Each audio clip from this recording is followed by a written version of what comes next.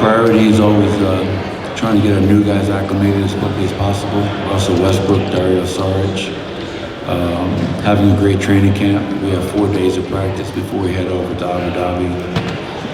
And then getting off to a great start. I think it's so important for us to attack October, attack November, and start to feel good about ourselves. Get that confidence back. Just met with the team for around 25 minutes and talked about a lot of things last season, this season. And the interesting thing is this, when you win a championship and you don't repeat, everybody says you failed.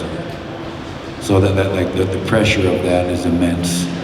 And obviously no one's done that since Golden State in 2017 and 18.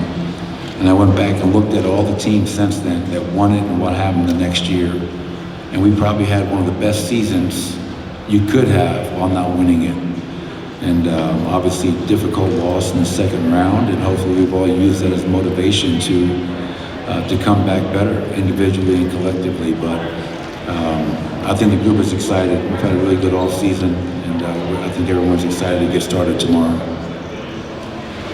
I know you're one for reflection, obviously, after last season. Just in all of the conversations that you've had with the coaching staff, with the players, with the front office, just what's something that you're looking to improve, something that maybe didn't happen last year that you can translate to this season?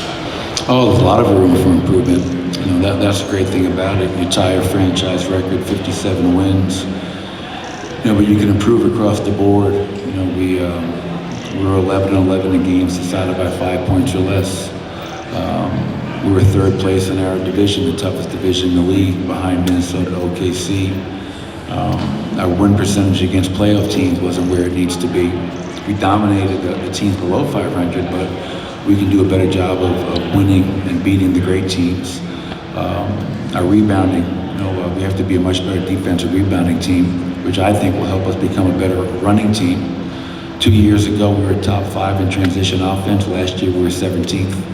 And it can't be just because we have Russell Westbrook now, we're going to be a better running team. We all have to share in that. We're a top 10 3-point shooting team, but we were last in attempts. How can we generate more open looks, more looks? And the reality is, if Jamal Murray takes 1 more 3 per game, Michael Porter takes 1 more 3 per game, Nikola takes 1 more 3 per game, we go from 30th to 15th. So I know a lot is made of that. And the number we shot last year was the same exact number that we shot the year before. But we have shooting. We have really good shooters. So let's try to get 35, 36 threes up per game, as long as they're the right types of threes. But yeah, there's so much room for improvement. And the one thing on the flip side of that, Ryan, is reminding our guys of just how dominant of a team we've been. After a season where everybody says you failed, it's my job to make sure that we don't read all that bullshit. We're a good team. Last 6 years, no one in the West has come close to doing what we've done. And remind yourself of that, but also challenge yourselves to not be satisfied, but to push yourself and push your teammate to become even better. And I look forward to building on what we've done the last 6 seasons and trying to win another championship. Coach, big announcement this morning with 9 News, the partnership over the air for 20 games on, over the air. How big is that for the Nuggets fans to be able to see some more games on television? It's huge news, great news, and obviously I know it's something that Josh and the entirety of KSC have been working very hard on for a long time now. And as you mentioned, the most important part of that is for our fans. I feel we have the best fans in the NBA. And they've been a huge part of our success.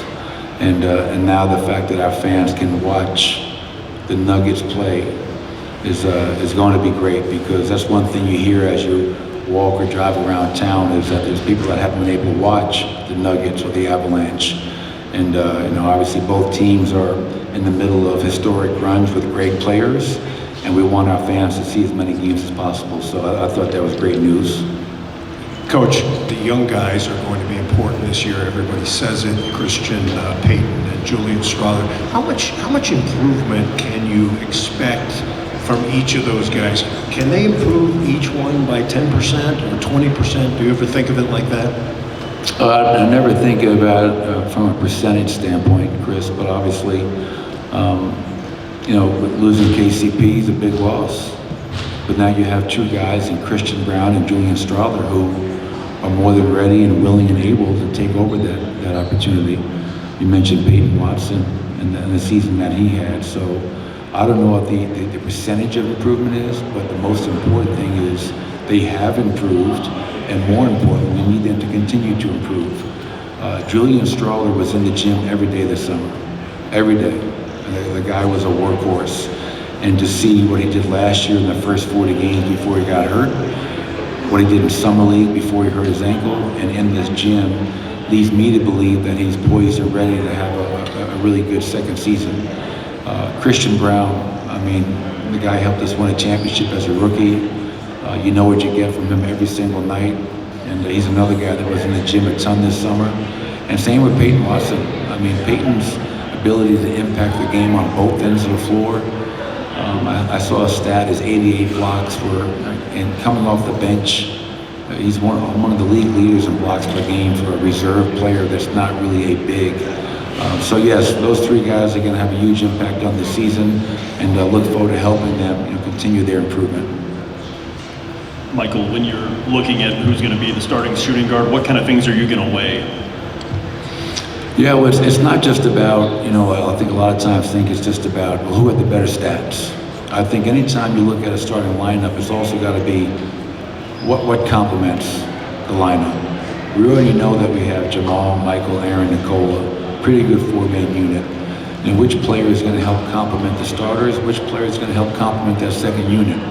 But both Christian and Julian will get chances to be with both groups. And I never believe in just giving things away. I want guys to earn it, fight for it. And, Christian's done it. He started games, and obviously Julian, much younger, he'll have a chance as well. But competition's healthy, and lucky for me, we have two young players who are going to make a very tough decision. Coach, welcome back. You mentioned twice the word failure. I don't want to know how do you use that? How do you use all the things that as you said, as a motivation and to tell the team to be better this season? Can you repeat that? When you said the word failure twice, do you use that as an extra motivation? Do you use that for you as for the team and as an extra motivation to be better this season? Or do you think you're going to be relaxed about that and you just said that word and you just mentioned that here? Well, the way I use the word failure is that from the outside, everybody views our season as a failure because we didn't win it. And that's, in one hand, it's a compliment because we set the standard so high and we were the defending champions. But failure can be a motivation, but it can't be fatal. You have to learn from your failure. And it can motivate you to look deep within to find ways that you can be better across the board, organizationally, players, coaches, collectively. And anytime you come short of achieving your goals, you feel like you left something out there. And I just hope that our players have used that this offseason to force them to come back improved and with the mindset of let's attack this season. Not ease into it, but let's attack it and remind everybody of who we are and what we're capable of.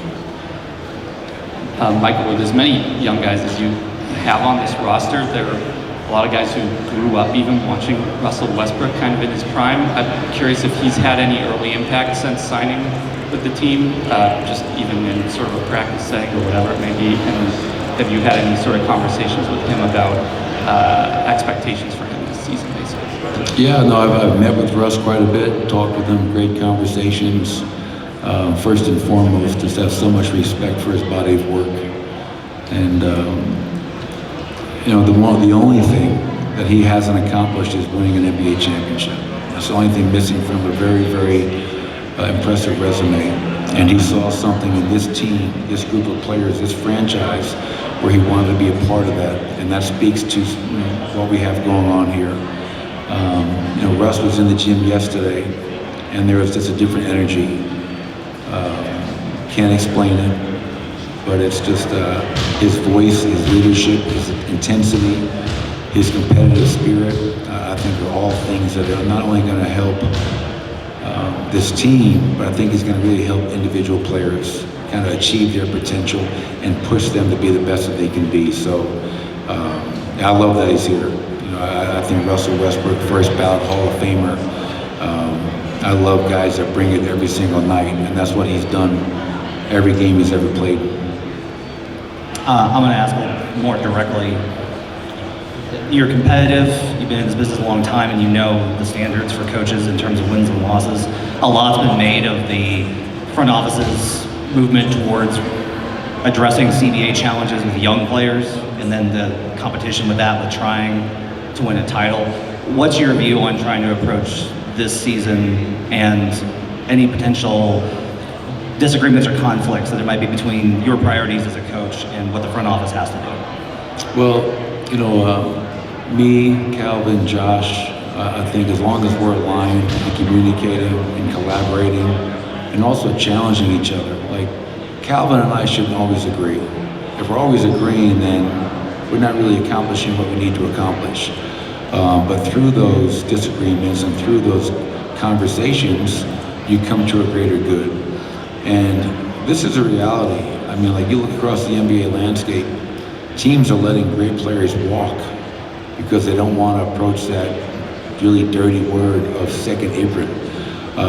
And as a coach, I have to educate myself because I put blinders on. How do we win the game tonight? But I have to give respect to Calvin, I have to give respect to Josh and understand that it's more than just tonight. It's also a much bigger perspective on how we're going to be set up for success, not just tonight and this season, but for down the road. And all you ever want as a coach is to have the support from your front office and have the support from your ownership group. And I have that. I've had that from day one.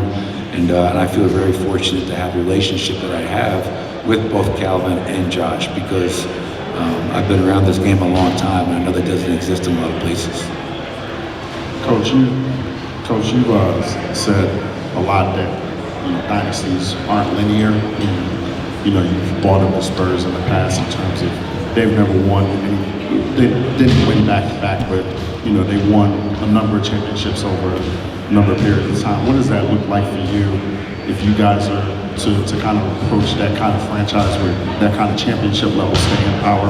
And how important is that to you guys, going into this year to kind of accomplish something like that?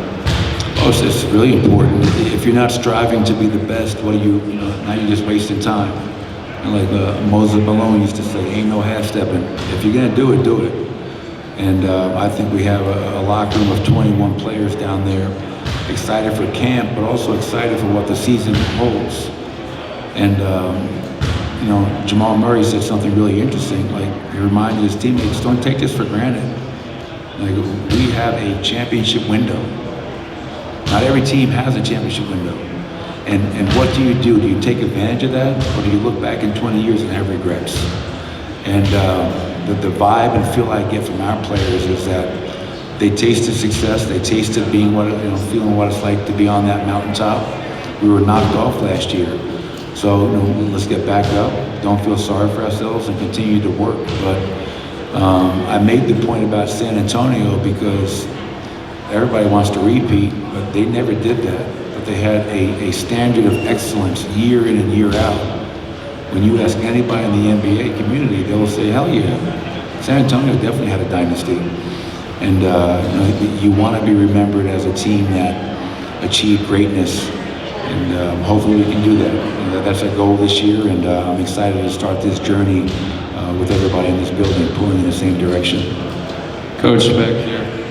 What position is Peyton? And I don't mean like shooting guard, small forward. I mean like on offense, is he, along the perimeter, or is he in that dunker spot? On defense, do you see him more up top, guarding point of attack, or do you want him a little bit closer to the rim as that secondary shot blocker? All the above, and the reason I say that is because In today's NBA, I think versatility is such a key word. And so you talk about Peyton offensively. Can he play along the dunker and mimic what Aaron Gordon does with Nikola? Of course he can, and I think he's going to get better and better at that. Can he be a guy that catches on the perimeter and go and catch and attack the rim? We were, I think, 29th in free throw attempts a game last year. Peyton Watson should be living at the foul line. He has to have that attack mindset. He shot around 29 from 3 last year, and we have a goal for him this year to be obviously 35 or higher. Lofty goal. He's put the time in, he's put the reps in, and if teams are going to leave him open, he's got to make them pay. Defensively, what I love about Peyton is he can guard Steph Curry one night, he can guard Kevin Durant the next night, he can guard Karl Anthony Towns maybe the night after. So I think it's my job to put him on the best matchup for us. Who can he go out there and stop? And I think it's important for Peyton to continue to work on his offensive craft, but always come into every game thinking, how can I dominate defensively? Because when he does that, that ignites our break, and that's when I think we're at our best. I think Peyton's offensive and defensive versatility is very impressive, and you'll see him probably all over the court doing a lot of everything this year. Coach, staying on the topic of defense, you mentioned the absence of KCP. Last couple of years, you've had the luxury of being able to assign him to the best guard on the other team. How do you envision it working now? Who guards Steph Curry, John Morant, the smaller guards? You have a number of guards that are eligible.